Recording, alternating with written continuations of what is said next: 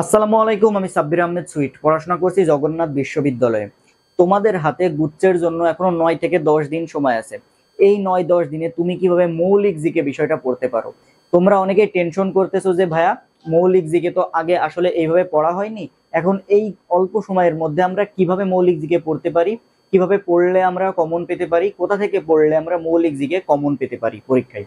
এখন দেখো, তোমার যে গুচ্ছের সাধারণ জ্ঞান প্রশ্ন হয়, সাধারণ জ্ঞান প্রশ্ন হয় 30 মার্কের। এই 30 মার্কের মধ্যে তোমার 4টা ক্যাটাগরিতে প্রশ্ন হয়। একটা হচ্ছে বাংলাদেশ বিষয়াবলী, দুটো হচ্ছে আন্তর্জাতিক বিষয়াবলী, তিন হচ্ছে সাম্প্রতিক প্রশ্ন, আর চার হচ্ছে মৌলিক জিকে থেকে।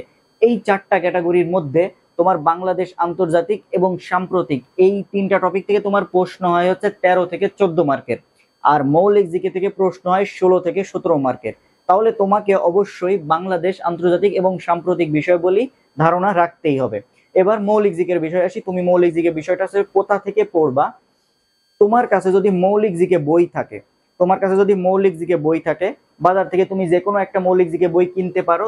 আর তুমি যদি কিনতে পারো বা তোমার কাছে যদি থাকে, তোমার কাছে যদি থাকে, সেই মৌলিক জিকে বইয়ের প্রত্যেকটা অধ্যায় ভিত্তিক যেই এমসিকিউ আছে, সেই এমসিকিউ গুলো তুমি পড়বা। তুমি এমসিকিউ তো এখন তুমি অনেক আছে, এবং প্রত্যেকটা অধ্যায় শেষে যেই এমসিকিউ গুলো আছে, সেই প্রত্যেকটা এমসিকিউ তুমি মানে চোখ বুলাবা আর কি। এই 9-10 দিনে দেখতে থাকবা প্রত্যেকটা অধ্যায় ভিত্তিক এমসিকিউ গুলো। তোমার হচ্ছে দেখা যাচ্ছে মৌলিক জিকের মধ্যে অর্থনীতি, আইসিটি, যুক্তিবিদ্যা, সমাজ বিজ্ঞান, পৌরনীতি, এই টপিকগুলো থেকে প্রশ্ন আসে। তখন এই টপিকগুলোর প্রত্যেকটা অধ্যায় ভিত্তিক, মানে তোমার যে মৌলিক জিকে যদি থাকে বই, ওই প্রত্যেকটা অধ্যায় ভিত্তিক যে এমসিকিউ গুলো আছে এইগুলো পড়বা প্রথমত। আর দ্বিতীয়ত, যদি তোমার কাছে মৌলিক জিকে বই না থাকে, তাহলে তুমি কি করবা? তোমার যে বোর্ড বই আছে, এইচএসসির বোর্ড বই আছে, সেই বোর্ড বইয়ের একটা অধ্যায়ের শেষে দেখবা যে অনেকগুলো বোর্ড কোশ্চিন দেওয়া আছে। এমন অনেকগুলো বোর্ড কোশ্চিন দেওয়া আছে। এই বোর্ড কোশ্চিন গুলো তুমি জাস্ট পড়ে যাবা। তুমি জাস্ট বোর্ড কোশ্চিন গুলো পড়ে যাবা, যদি তোমার মৌলিক জিকে বই না থাকে। আর যদি তোমার মৌলিক জিকে বই থাকে, তাহলে তুমি কি করবা? মৌলিক জিকের প্রত্যেকটা অধ্যায় ভিত্তিক যে শেষে যেই এমসিকিউ গুলো আছে এগুলো দেখবা। এখন অর্থনীতি, আইসিটি, সমাজ বিজ্ঞান, এগুলোর মধ্যে কোন কোন অধ্যায়গুলো বেশি গুরুত্বপূর্ণ আমি তোমাকে সেটা বলে দিচ্ছি। কোন কোন অধ্যায়গুলো তুমি বেশি ফোকাস দিয়ে পড়বা, যেগুলো গুরুত্বপূর্ণ আসলে খুবই। কারণ এমসিকিউ তো অনেক আছে, এতগুলো তো মনে রাখা সম্ভব না। কোনগুলো বেশি গুরুত্বপূর্ণ? এই অর্থনীতির বইয়ে ফার্স্ট পেপারের মধ্যে তোমার 1 নম্বর অধ্যায়, 2 নম্বর অধ্যায়, 3 নম্বর অধ্যায়, 4 নম্বর অধ্যায়, 6 নম্বর এবং 10 নম্বর অধ্যায় খুবই গুরুত্বপূর্ণ। এই 6টা তোমার অধ্যায় খুবই গুরুত্বপূর্ণ। তুমি অর্থনীতি ফার্স্ট পেপারের এই 6টা অধ্যায় আগে তুমি এমসিকিউ গুলো শেষ করার পর বাকি অধ্যায়গুলো পড়বা। তাহলে 1, 2, 3, 4, 9 আর 10, এই 6টা অধ্যায় খুবই গুরুত্বপূর্ণ। অর্থনীতি দ্বিতীয় পত্রের মধ্যে তোমার হচ্ছে রাজস্ব কর নিয়ে একটা অধ্যায় আছে, ওই কর অধ্যায়টা খুবই গুরুত্বপূর্ণ। আরেকটা অধ্যায় আছে ম্যালথাসের জনসংখ্যা তত্ত্ব নিয়ে একটা অধ্যায় আছে, সম্ভবত অর্থনীতি দ্বিতীয় পত্রের 6 নম্বর অধ্যায়, সেটা খুবই গুরুত্বপূর্ণ, এটা পড়বা। এরপরে সমাজ বিজ্ঞানের মধ্যে তোমার যেটা আসে সেটা হচ্ছে সমাজ বিজ্ঞান দ্বিতীয় পত্রের মধ্যে ক্ষুদ্র নিগোষ্ঠী নামে একটা অধ্যায় আছে।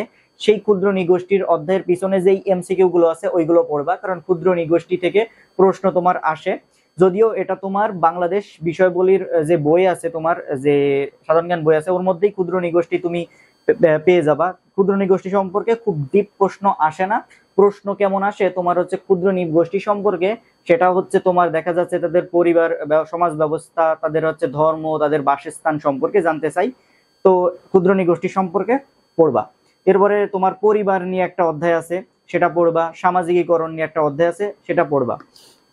এরপরে আসে পৌরনীতি দ্বিতীয় পত্রের মধ্যে। পৌরনীতি দ্বিতীয় পত্রের মধ্যে 1 নম্বর অধ্যায়, 2 নম্বর অধ্যায়, 3 নম্বর অধ্যায়, 4 নম্বর অধ্যায়, এই 4টা অধ্যায় খুবই গুরুত্বপূর্ণ। এই 4টা অধ্যায় তুমি পড়বা। সংবিধানের একটা অধ্যায় আছে, ওই অধ্যায়টা হচ্ছে 4 নম্বর অধ্যায়, খুবই গুরুত্বপূর্ণ। সংবিধান থেকে একটি প্রশ্ন আসবে, সংবিধানের অধ্যায়টা পড়বা। আর আইসিটির প্রত্যেকটা অধ্যায় গুরুত্বপূর্ণ, সেই জন্য আইসিটি বইয়ের পিছনে যেই তোমার অধ্যায় ভিত্তিক এমসিকিউ গুলো আছে ওইগুলো পড়বা। আর তোমার যেইগুলো আছে যুক্তিবিদ্যা, ভূগোল, ভূগোলের থেকে একটা টপিক তুমি পাবাই, কমন পাবা, সেটা হচ্ছে নদ নদী। নদ নদী টপিকটা তুমি ভালোভাবে পড়বা। আমি যেইগুলো বললাম এইগুলো মোটামুটি গুরুত্বপূর্ণ। আর এর পাশাপাশিও তুমি তোমাকে আরো তুমি এইগুলো পড়বা, বাদ বাকি যে অধ্যায়গুলো আছে গুরুত্বপূর্ণ অধ্যায়গুলো সেগুলো পড়বা। আমি যেগুলো বললাম এগুলো একটু বেশি ফোকাস দিয়ে পড়বা, তাহলে তুমি মৌলিক জিকে থেকে ভালো একটা মার্ক তুমি পরীক্ষায় তুলে আনতে পারবা। দেখা হবে পরবর্তী ভিডিওতে। ততক্ষণ সবাই ভালো থাকো। আসসালামু আলাইকুম।